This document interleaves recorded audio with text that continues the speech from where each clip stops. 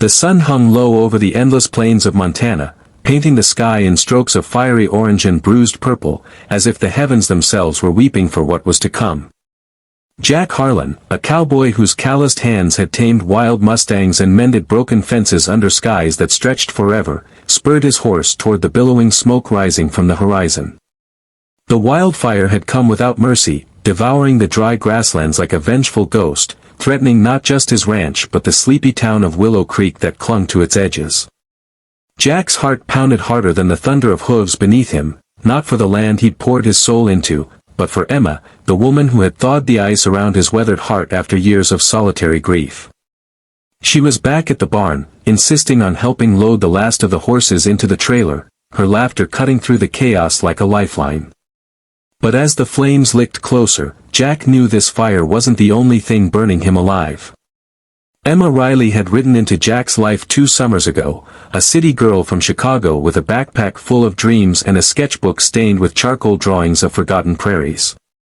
She'd come to Willow Creek on a whim, seeking solace after losing her parents in a car wreck that left her adrift in a world that felt too big and too empty.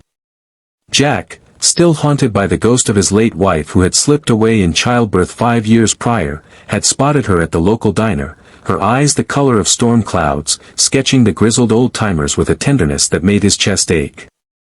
"You draw like you see souls, not just faces," he'd grumbled over coffee, his Stetson tipped low to hide the flicker of vulnerability in his gaze.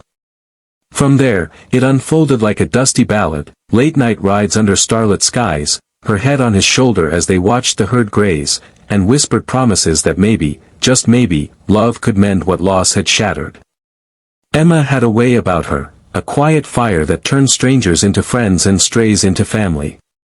She'd nurse injured foals back to health with herbal poultices learned from her grandmother's old journals, and organize potlucks for the ranch hands, filling the air with stories that made even the hardest men chuckle.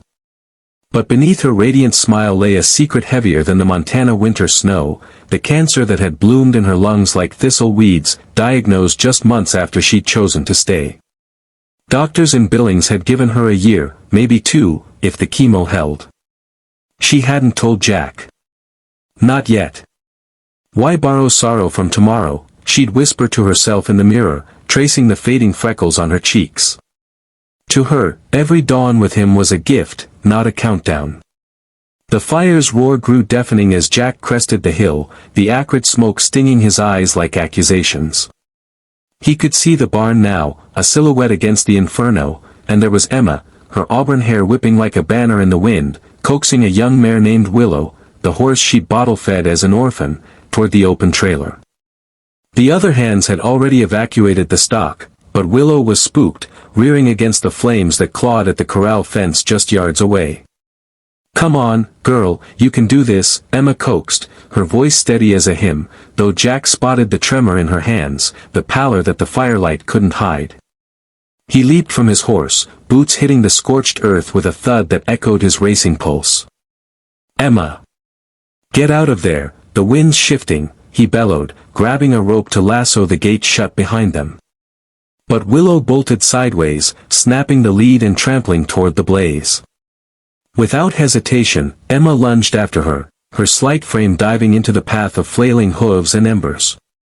Time fractured in that moment, the world narrowing to the crackle of flames and Jack's guttural scream. He tackled Willow mid-stride, wrestling the panicked beast to the ground with brute force born of desperation, his muscles screaming as singed hair filled his nostrils. But Emma, Emma, had already reached the mare's side, wrapping her arms around its neck in a fierce embrace, whispering nonsense words of comfort as if the horse were a frightened child. A falling beam from the barn groaned and splintered above them, crashing down in a shower of sparks that ignited the dry hay at their feet. Jack surged forward, hauling Willow free, but Emma didn't move. She stood there, flames nipping at her boots, her face illuminated in a glow that made her look like an angel forged from firelight. "Jack," she said, her voice cutting through the inferno like a prayer, "if my pain can save them, then take me." He froze, the words slamming into him like a branding iron. Save them? The horses? The ranch? Him? In that suspended heartbeat, realization dawned like a cruel sunrise. The coughs she'd blamed on dust, the nights she slipped away to stare at the stars alone, the way she'd started gifting him little things, his favorite saddle oil, a carved wooden heart, as if tying up loose ends. The cancer. She knew, and she'd been carrying it alone, her selflessness a shield against the storm she saw coming for them all. Tears carved hot trails down Jack's soot-streaked face, blurring the hellscape around him. He was a man of action, forged in the saddle and tempered by loss, yet here he stood paralyzed, the weight of her words rooting him deeper than any Montana blizzard.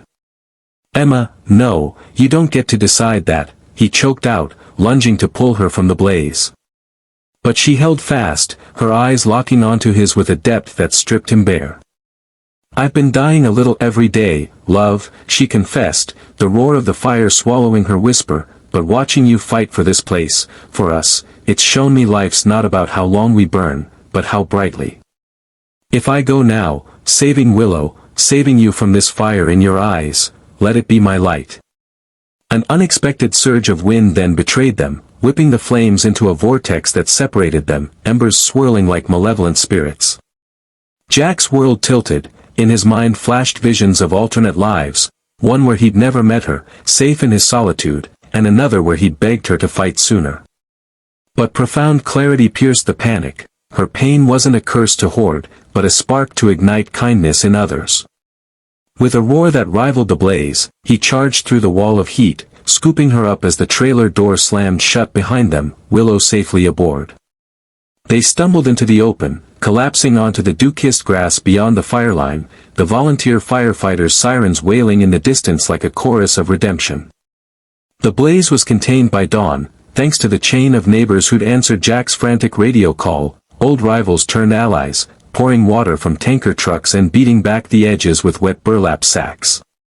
Willow Creek stood scarred but unbroken, the community rallying in a tapestry of shared sweat and stories around communal fires that night, roasting marshmallows over controlled flames as if to reclaim the light. But Jack's battle was far from over. He carried Emma to the clinic in town, her body limp and feverish from smoke inhalation and exhaustion, her confession echoing in his skull like a half-remembered lullaby. The doctor, a kindly woman with silver-streaked braids, confirmed what Jack's heart had already pieced together: stage 4, aggressive, but treatable with experimental trials in Billings. "She's a fighter," the doc said, clapping Jack's shoulder, "but she needs you to fight beside her now." In the weeks that followed, the ranch transformed. Jack, who had always shouldered burdens alone, learned the exquisite ache of vulnerability. He organized fundraisers, hoedowns under lantern light where fiddles wailed tales of resilience, and auctions of his own hand-tooled saddles to cover Emma's treatments. The town, inspired by whispers of her heroism at the fire, poured in. A quilter from the next county sent blankets embroidered with wildflowers, a mechanic fixed their old truck for free, and school kids drew cards with messages like, "You're our hero, Miss Emma, keep shining." Unexpected turns wove through their days, a chemo session where nausea hit like a stampede, only for a stray pup to curl at her feet, offering silent companionship, a sunset ride where Emma, bald but beaming under a cowboy hat, confessed she'd written letters for him, just in case, but now believed in tomorrows again. Jack's profound realization came one crisp autumn evening, as they sat on the porch swing, her head on his chest, the herd lowing softly in the distance. Selflessness wasn't a solitary flame, he understood, it was a prairie fire passed hand to hand, warming the coldest nights. Emma's act of compassion that fateful day didn't just save Willow or spare the ranch, it forged a legacy of humanity in Willow Creek, where folks now checked on neighbors not out of duty, but from the heart's quiet knowing that one person's pain could light another's path. Months blurred into a hard-won miracle, the trials worked, shrinking the shadows in her lungs, and those scars lingered like faded brands. Emma wrote again, her laughter freer, her sketches now alive with color. Jack, forever changed, held her closer, his tears of that frozen moment transmuted into rivers of gratitude.